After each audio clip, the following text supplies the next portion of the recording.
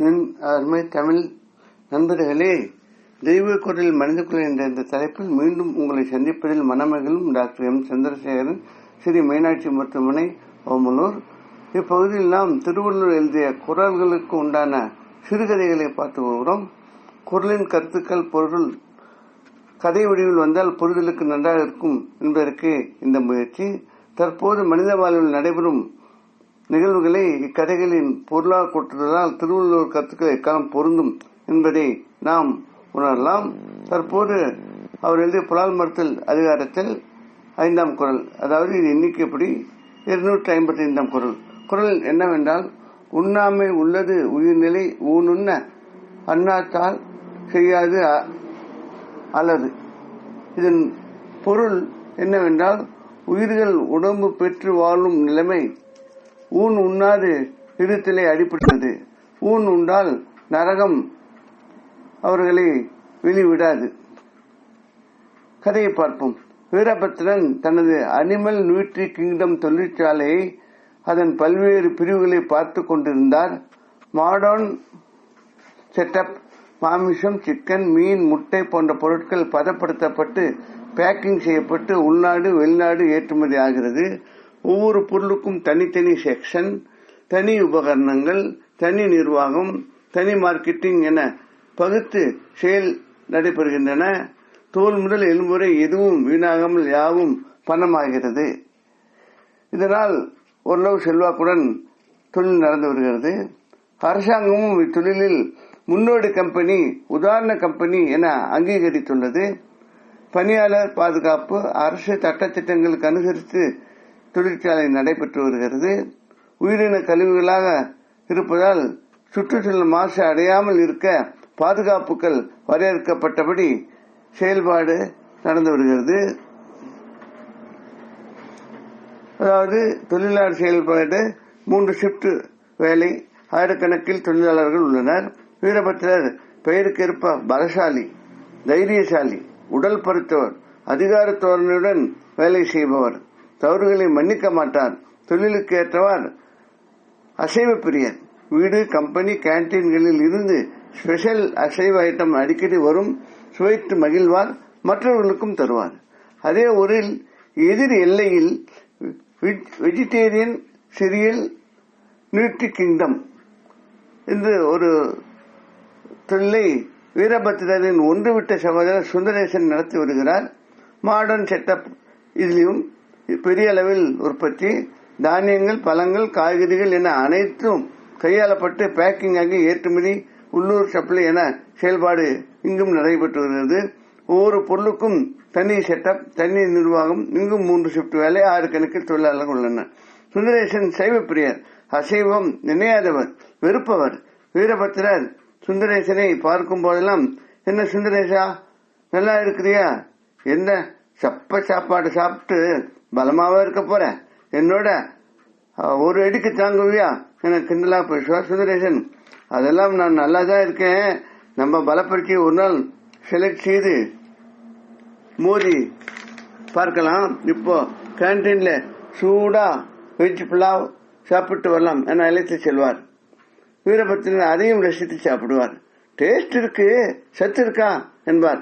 அதற்கு சுந்தரேசன், எங்கள் பொருட்களில் vitamin B, D, omega fatty acid, calcium, இரும்பு சத்து, ஜிங்க் என எல்லாமே இருக்கு.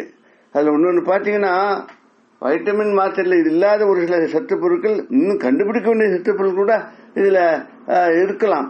அதனால இதெல்லாம் நிஜமானதுதான் என்று கூறுவார். வீரபத்திரர், எங்களது எல்லாம் அவைகள் இயற்கையாக உள்ளது, நாங்கள் தயாரிக்கும் பொருள் என்று பெருமையாக சொல்வார். அதற்கு சுந்தரேசன்,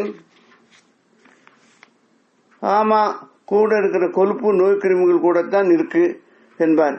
தற்போது அசைவ உணவு உலகம் முழுவதும், ஏன் சைவ நாடு என ஒரு காலம் சொல்லப்பட்ட நம்ம இந்தியாவில் கூட இப்போ அசைவ உபயோகம் அதிகமாகி ருசி பேசுதப்பா என்று வீரபத்திரன் பதில் கொள்வார். உணவு பழக்கம் வேறான போதும் நட்பு இருவருக்குள்ளும் வளர்ந்தது. ஒருமுறை பணியாளர் ஊதியம் போனஸ் பிரச்சனையால் வீரபத்திரர் சொல் ஈடுபடவில்லை. அவருடைய நெடுநாளைய முரட்டுத்தனம் இதற்கு காரணமானது. அவர் தன் உணவு பழக்கத்தால் ஆசையால் நிறைய அசைவ உணவு சேர்த்ததால் இதய நோய், சர்க்கரை நோய், இரத்த கொதிப்பு, வாத நோய்கள் என பாதிக்கப்பட்டு மருத்துவமனையில் சேர்ந்தார். நிர்வாகம் சீர்குலைந்தது. துரதிருஷ்டவசமாக மிருக கழிவுகள் நகரின் கழிவு நீர் நிலைகளில் கலந்தால் ஊர் முழுவதும் வாந்தி, பேதி, காய்ச்சல் என பெரும்பாலான ஆரோக்கியம் கெட்டது. அரசு கம்பெனி சீல் வைக்க ஆயிரக்கணக்கான வேலை இருந்தனர். வீரபத்திர நிலைமை மோசமாகிவிட்டது. கம்பெனி செயல்பாடுகள் நின்றதால் வரவேண்டிய தொகை வாடிக்கையாளர்களிடமிருந்து உள்நாடு வெளிநாடுகளிலிருந்து வரவில்லை. அரசு, தொழிலாளர்கள், நிர்வாகஸ்தர்கள் வாடிக்கையாளர்களிடம் எவ்வளவு முயன்று பேசியும் இது முடியவில்லை. நகரில் வந்த மாசு சூழல் நோயால் பலர் இருந்தால் கோர்ட்டு வழக்கு என வந்துவிட்டது. மருத்துவமனையிலிருந்து சக்கர நாற்காலியில் வந்த வீரபத்திரன் நடைபெறமானார். முந்தைய கம்பீரம், செல்வாக்கு, அதிகாரம், மமதை எதுவும் தற்போது அவரிடம் இல்லை. நரக வாழ்க்கை இந்த உலகிலேயே உடலால், மனதால், உணர்வுகளால் அனுபவித்தார். ஆனாலும் மருத்துவ ஆலோசனைக்கு எதிராக அசைவ உணவுகள் ஆசை விடாமல் அதிகமாக தொடர்ந்தார். தமது மனநிலைக்கு அது தேவை என்றும் கூறி சமாதானப்படுத்திக் கொண்டார். சுந்தரேசன் சொல்லியும் கேட்கவில்லை. அன்பு நண்பர்களே, இத்துடன் இக்கதை முடிகிறது. நண்பர்களே, வாழ்வில் இரக்க குணம் என்பது ஒன்று பலராலும் பேசப்படும் ஒன்றுதான். ஆனால் இன்றைய உலக சூழ்நிலையில் ஒரு சில சமயங்கள் மருத்துவ அறிவுரையின்படியும் அசைவும் தவிர்க்க முடியாத சூழ்நிலையாக உள்ளது. இதில் மக்களின் விருப்பு, அந்த உணவின் சுவை ஒன்று அதிகமாக இந்த விஷயத்தில் பங்காகிறது. ஆனால் அசைவமாகட்டும் சைவமாகட்டும் எல்லாமே ஒரு அளவில் இருந்தால் நன்றாக இருக்கும். அதே சமயத்தில் பொருள்கள் தயாரிப்பில் நிறைய ஒரு அக்கறை எடுத்து சுத்தமாக இருந்து அந்த தயாரிப்பில் உண்டாகும் ஒரு சில பிரச்சனைகளால் பிறர் பாதிக்காமல் பார்த்துக் கொள்ள வேண்டிய ஒரு சூழ்நிலையும் இருக்கிறது. சுவையான உணவுதான், ஆனால் அது தயாரிக்கும் விதத்தில் கவனம் தேவையுள்ளது. அதே மாதிரி அதை மக்களிடம் கொண்டு செல்வதில் நிறைய ஒரு செயல்பாடுகள் உள்ளன. இதை நாம் சிந்திக்கும் போது, அளவுடன் சாப்பிடும் போது உடல் நன்றாக இருக்கும். அதே மாதிரி நாம் கொஞ்சம் இரக்க குணத்தில் செய்ய வேண்டியதை இந்த அளவுடன் சாப்பிடுவதால் நமது செயல்பாடுகளால் உயிர்வதை சிறிது குறைவுபட வாய்ப்பும் உள்ளது. இதனால் ஒரு மன நிம்மதி வாழ்க்கையில் அதிகமாக வருவதற்கும் வாய்ப்புள்ளது.